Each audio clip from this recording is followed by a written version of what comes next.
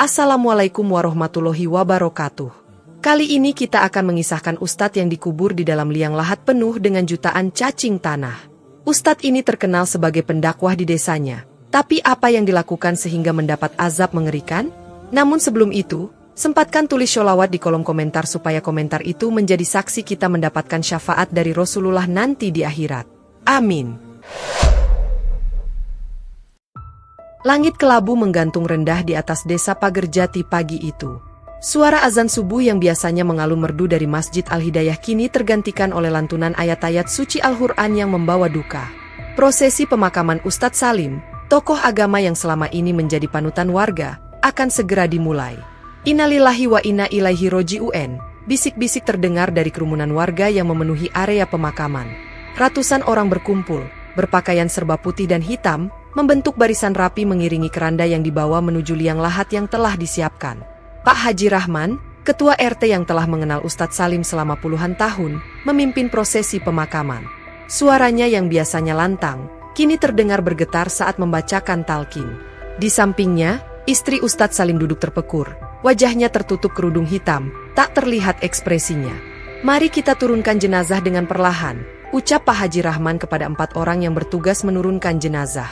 Namun, tepat ketika kain kafan hendak diletakkan di dasar liang lahat, sesuatu yang tak terduga terjadi. Dari dalam tanah, muncul pemandangan yang membuat semua yang hadir terkesiap.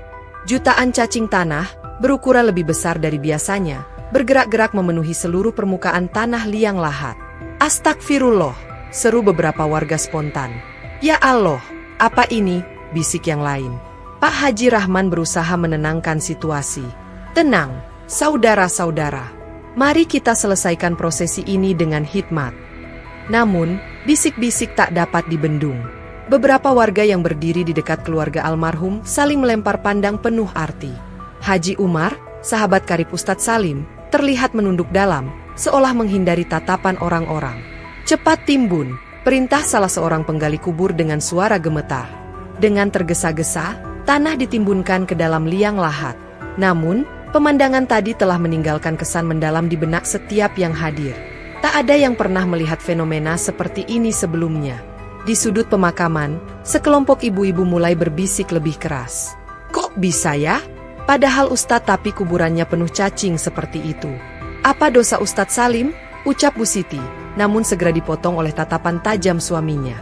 Astagfirullah, gumam Pak Karto, penggali kubur yang paling senior. Selama 30 tahun saya menggali kubur, baru kali ini saya melihat hal seperti ini. Bu Aminah, istri almarhum, mencengkeram erat tangan putri sulungnya, Zahra. Tubuhnya bergetar hebat, namun tak ada yang menyadarinya karena tertutup mukena hitam yang ia kenakan.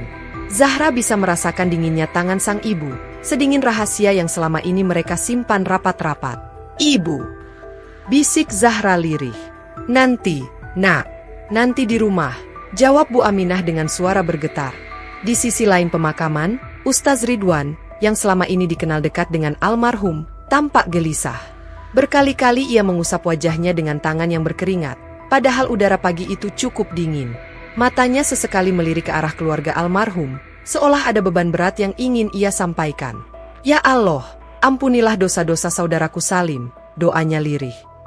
Dan berikanlah kekuatan pada mereka yang ditinggalkan untuk menghadapi apa yang akan terjadi setelah ini.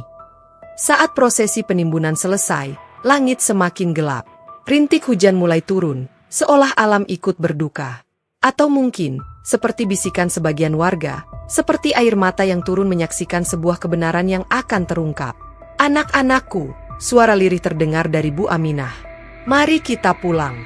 Ada yang perlu ibu sampaikan pada kalian. Zahra menatap ibunya dengan mata berkaca-kaca.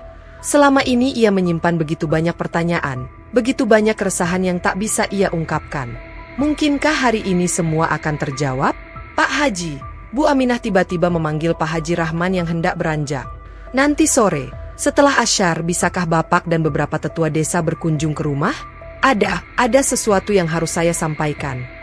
Pak Haji Rahman menatap Bu Aminah dalam-dalam, seolah memahami beban yang selama ini ditanggung wanita itu. Insya Allah, Bu, kami akan datang. Sementara para pelayat mulai meninggalkan area pemakaman, gundukan tanah merah itu berdiri sebagai saksi bisu. Di bawahnya, Jasad seorang tokoh agama terbaring, membawa serta rahasia-rahasia yang selama ini tersimpan rapi di balik jubah dan sorban kehormatannya. Pak Kiai Mahmud adalah orang terakhir yang meninggalkan pemakaman. Sebelum beranjak, ia berhenti sejenak, mengangkat tangan, dan berdoa lirih. Ya Allah, tunjukkanlah pada kami kebenaran sebagaimana adanya, dan berikanlah kami kekuatan untuk menerimanya. Hujan turun semakin deras, membasahi tanah merah yang baru ditimbun. Dan di kedalaman tanah itu, ribuan cacing masih bergerak-gerak, seolah menjadi pembuka tabir rahasia yang selama ini tersembunyi. Sosok Ustadz Salim adalah potret kesempurnaan seorang pemuka agama di mata masyarakat Desa Pagerjati, Jawa Timur. Setiap pagi, suaranya yang merdu mengumandangkan azan subuh dari menara Masjid Al-Hidayah, membangunkan warga untuk menunaikan kewajiban pertama mereka kepada Allah Subhanahu wa Ta'ala. Bukan hanya di waktu subuh, 4 waktu salat lainnya pun tak pernah absen dari tugasnya sebagai muazin sekaligus imam. Suara azan Ustadz Salim itu berbeda, kenang Pak Suryo, penjaga masjid yang telah mengabdi selama 25 tahun. Ada getaran yang membuat hati bergetar, seolah-olah langsung menembus ke dalam jiwa. Sekarang, siapa yang akan menggantikan? Di mimbar Masjid Al-Hidayah, Ustadz Salim dikenal dengan ceramah-ceramahnya yang memukau. Setiap Jumat, jamaah membludak hingga ke halaman masjid, bukan hanya dari Desa Pagerjati, tapi juga dari desa-desa tetangga. Gaya bicaranya yang tegas namun santun, diselingi humor yang tepat, membuat jamaah betah berlama-lama mendengarkan. Subhanallah, hafalan ayat dan hadisnya luar biasa, puji Haji Umar, sahabat karibnya. Sekali dia menyebut sebuah hadis, lengkap dengan sanad dan perawinya. Bahkan ulama-ulama besar di kota segan dengan kemampuannya. Penampilan Ustadz Salim selalu menjadi teladan.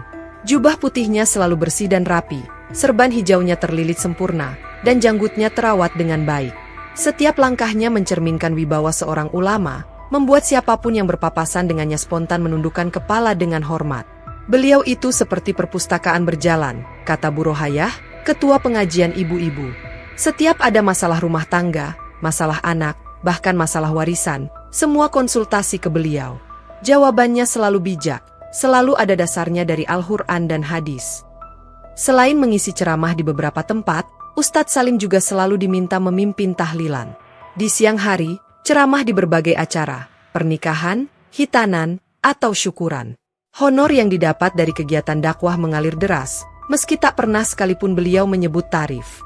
Jaringan Ustadz Salim di lingkungan keagamaan sangat luas. Dari pesantren-pesantren besar hingga majelis taklim kecil di pelosok, semua mengenalnya. Tak heran, setiap ada acara besar keagamaan di desa, tokoh-tokoh penting dari luar daerah berdatangan memenuhi undangannya. Ceramah terakhirnya di pengajian minggu lalu masih saya ingat, kata Ibu Rokayah, sambil mengusap air mata. Beliau bicara tentang pentingnya menjaga amanah dan kejujuran dalam hidup. Bagaimana kita akan dimintai pertanggungjawaban atas setiap perbuatan di hadapan Allah. Namun di balik semua puja-puji itu, ada bisikan-bisikan kecil yang jarang terdengar. Orang-orang penasaran, mengapa kuburan Ustadz Salim dipenuhi jutaan cacing yang mengerikan? Apa yang sebenarnya dilakukan Ustadz Salim? Allah Maha mengetahui isi hati setiap hambanya, ucap Kiai Mahmud suatu hari, seolah ada makna tersembunyi dalam kata-katanya. Dan Allah selalu punya cara untuk mengungkap kebenaran, cepat atau lambat. Kini, setelah kepergiannya yang mendadak, Desa Pagerjati kehilangan salah satu tokoh panutannya. Atau setidaknya, itulah yang terlihat di permukaan. Karena di balik kesempurnaan citra seorang Ustadz Salim, ada kisah lain yang menunggu untuk terungkap. Berpulangnya Ustadz Salim ke hadapan Allah. Malam itu seperti malam-malam biasa di kediaman Ustadz Salim. Setelah memimpin pengajian di rumah Pak Haji Umar, beliau pulang sekitar pukul 9 malam. Bu Aminah, istrinya, telah menyiapkan secangkir teh hangat dan sepiring pisang goreng di meja ruang tengah. Seperti biasa, tak ada percakapan berarti di antara mereka. Besok pagi saya ada pengajian di desa sebelah, ujar Ustadz Salim sambil berlalu ke kamarnya. Bu Aminah hanya mengangguk pelan, membereskan piring yang tak tersentuh. Pukul 3 dini hari, ketika seluruh penghuni rumah masih terlelap, suara detak jam dinding memecah keheningan. Bu Aminah terbangun oleh suara langkah berat suaminya yang menuju kamar mandi. Ia sudah terbiasa dengan rutinitas ini, Ustadz Salim selalu bangun lebih awal untuk persiapan salat tahajud. Namun pagi itu berbeda. Berak. Suara gedebuk keras mengejutkan Bu Aminah dari tidurnya. Jantungnya berdebar kencang. Pak, Bapak, Panggilnya sambil bergegas keluar kamar. Di lorong menuju kamar mandi, tubuh Ustadz Salim tergeletak. Wajahnya pucat pasi, mulutnya sedikit berbusa. Astagfirullah. Zahra, Ahmad, bangun, nak, bapak kalian. Zahra, putri sulung mereka yang baru berusia 19 tahun, langsung melompat dari tempat tidurnya. Ya Allah, bapak kenapa, Bu? Cepat telepon ambulans, teriak Bu Aminah. Tangannya gemetar mencoba mengecek denyut nadi suaminya. Dalam hitungan menit, suasana rumah yang semula hening berubah mencekam. Ahmad, putra bungsu mereka, berlari ke rumah tetangga meminta bantuan. Tak lama kemudian, suara sirine ambulans membelah kesunyian desa Pagerjati. Di rumah sakit, Dokter Hasan langsung menangani Ustadz Salim di unit gawat darurat. Pendarahan otak, ucapnya dengan raut wajah serius. Kondisinya sangat kritis. Bu Aminah terduduk lemas di kursi tunggu, tangannya menggenggam tasbih erat-erat. Di sampingnya, Zahra terisak pelan sambil memeluk adiknya. Tak ada yang menyangka, pagi yang dimulai seperti biasa akan berakhir seperti ini. Bu, Dokter Hasan keluar dari ruang UGD dengan wajah muram. Maaf, kami sudah berusaha semaksimal mungkin. Tapi Allah berkehendak lain. Innalillahi wa inna ilaihi roji'un. Zahra menjerit tertahan, sementara Ahmad memeluk ibunya yang masih terdiam. Bu Aminah menatap kosong ke arah ruang UGD, berbagai perasaan berkecamuk dalam dadanya. Beliau pergi dengan tenang, lanjut Dokter Hasan. Dari hasil pemeriksaan awal, tampaknya ada pembuluh darah yang pecah di otak. Tidak ada riwayat penyakit sebelumnya yang tercatat. Prosesi pemakaman segera diatur. Sementara kabar duka menyebar dengan cepat ke seluruh penjuru desa, Bu Aminah duduk di samping jenazah suaminya.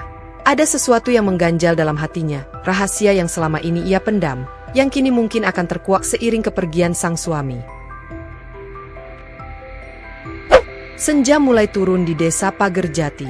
Langit yang kelabu sejak pagi seolah enggan beranjak, menciptakan suasana yang semakin mencekam di kediaman almarhum Ustadz Salim. Bu Aminah duduk di ruang tamu, dikelilingi para tetua desa dan keluarga dekat. Zahra, putrinya, menggenggam erat tangan sang ibu, memberikan kekuatan. Di sudut ruangan, beberapa warga yang tidak diundang ikut menyelinap masuk, didorong rasa penasaran yang tak tertahankan setelah kejadian aneh di pemakaman pagi tadi. Bisik-bisik terdengar samar, membicarakan jutaan cacing yang muncul dari dalam tanah. Beberapa bahkan mulai mengaitkannya dengan tanda-tanda azab. Bu Aminah, Pak Haji Rahman memulai dengan hati-hati. Kami semua di sini karena kejadian tadi pagi di pemakaman. Masyarakat resah. Mereka butuh penjelasan. Bu Aminah menghela nafas panjang. Tangannya bergetar hebat.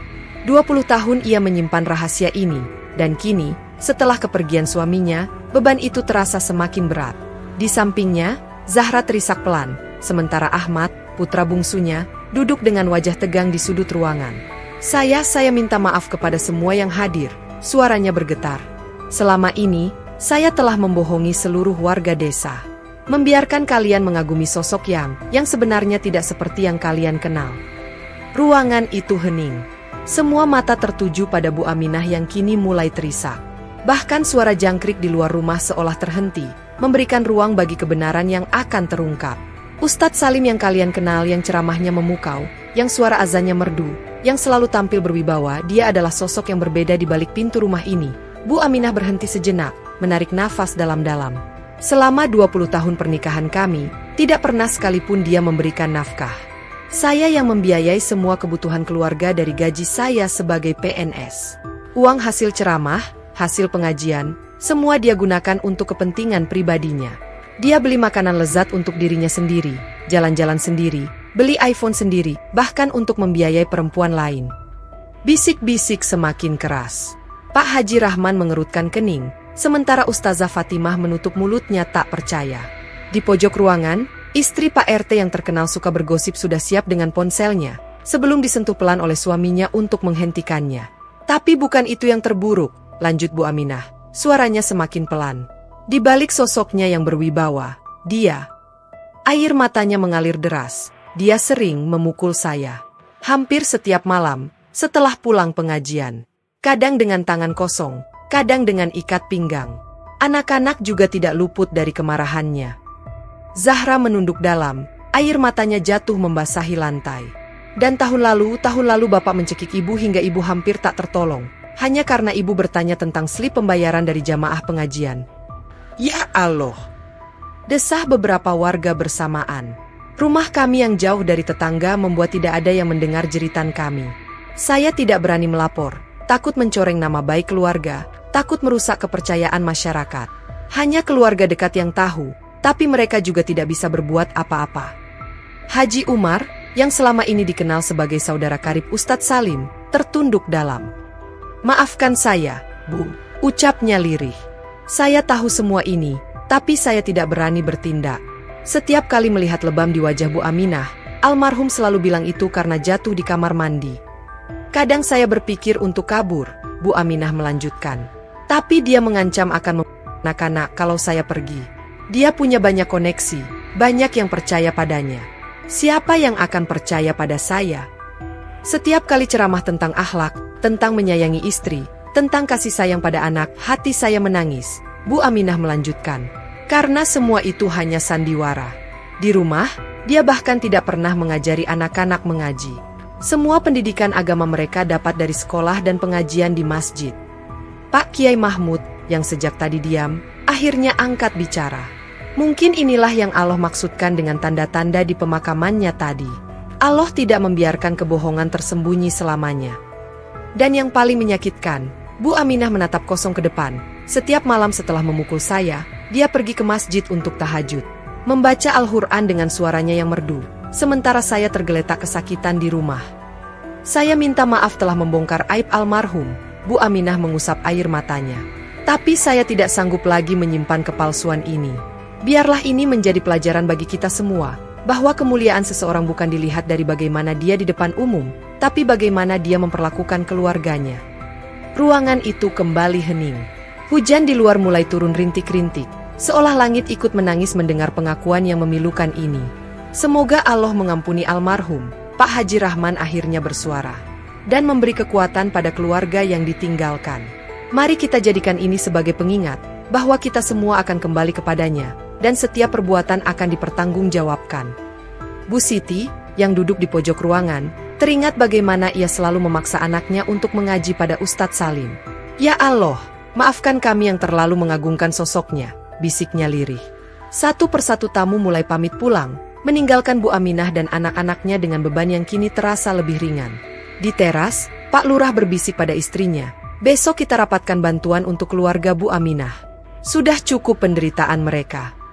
Malam itu, untuk pertama kalinya dalam 20 tahun, Bu Aminah dan anak-anaknya bisa tidur tanpa rasa takut, tanpa perlu berpura-pura lagi. Di luar, hujan turun semakin deras, seolah membasuh desa Pagerjati dari kepalsuan yang selama ini menyelimutinya. Dan di kejauhan, azan maghrib mulai berkumandang, tanpa suara merdu yang biasa terdengar, tapi dengan keikhlasan yang jauh lebih dalam. Fajar mulai menyingsing di ufuk timur desa Pagerjati. Sudah seminggu berlalu sejak pemakaman dan pengakuan yang mengguncang seluruh desa. Di teras rumah yang kini terasa lebih lapang, Bu Aminah duduk bersama kedua anaknya, Zahra dan Ahmad. Secangkir teh hangat mengepul di hadapan mereka. Anak-anakku, Bu Aminah memulai dengan suara lembut. Maafkan ibu yang tidak bisa melindungi kalian selama ini. Ibu terlalu lemah, terlalu takut. Jangan bicara begitu, Bu, potong Zahra sambil menggenggam tangan ibunya. Ibu sudah melakukan yang terbaik untuk kami. Ahmad mengangguk pelan. Justru kami yang minta maaf, Bu. Selama ini kami diam saja melihat ibu diperlakukan seperti itu. Bu Aminah mengusap air mata yang mulai menggenang. Sekarang saatnya kita memulai lembaran baru. Tanpa kebencian, tanpa dendam. Bapak kalian sudah menghadap Allah, biarlah Allah yang menghakimi segala perbuatannya. Tapi Bu, Ahmad ragu-ragu. Bagaimana dengan cacing-cacing di makam bapak itu? Itu mungkin cara Allah menunjukkan kebenaran, Bu Aminah tersenyum tipis. Tapi bukan berarti kita harus membenci. Justru kita harus belajar dari kejadian ini. Bahwa kedudukan tinggi tidak menjamin kemuliaan seseorang. Bahwa kebenaran, seberapapun dalam kita menguburnya, akan selalu menemukan jalan untuk terungkap. Sinar matahari pagi mulai menerobos celah-celah daun, menciptakan pola-pola cahaya di lantai teras. Seperti kebenaran yang akhirnya menemukan celah untuk bersinar, menembus kegelapan yang selama ini menyelimuti keluarga mereka. Ibu berjanji, lanjut Bu Aminah, mulai sekarang kita akan membangun keluarga yang lebih baik, tanpa kepalsuan, tanpa ketakutan. Kita akan sama-sama belajar untuk memaafkan, untuk melangkah maju. Zahra dan Ahmad memeluk ibu mereka erat. Mungkin inilah hikmah terbesar dari kepergian Ustadz Salim.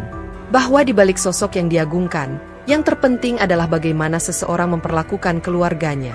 Bahwa spiritualitas sejati tidak diukur dari ceramah yang memukau atau suara merdu mengaji, tapi dari ketulusan hati dan kasih sayang pada orang terdekat. Dan cacing-cacing di liang lahat itu, mereka telah menjadi saksi bisu bagaimana kebenaran selalu memiliki caranya sendiri untuk muncul ke permukaan, bagaimana kebohongan sekuat apapun tidak akan bisa dikubur selamanya. Semoga kisah ini dapat kita ambil pelajarannya. Terima kasih. Wassalamualaikum warahmatullahi wabarakatuh.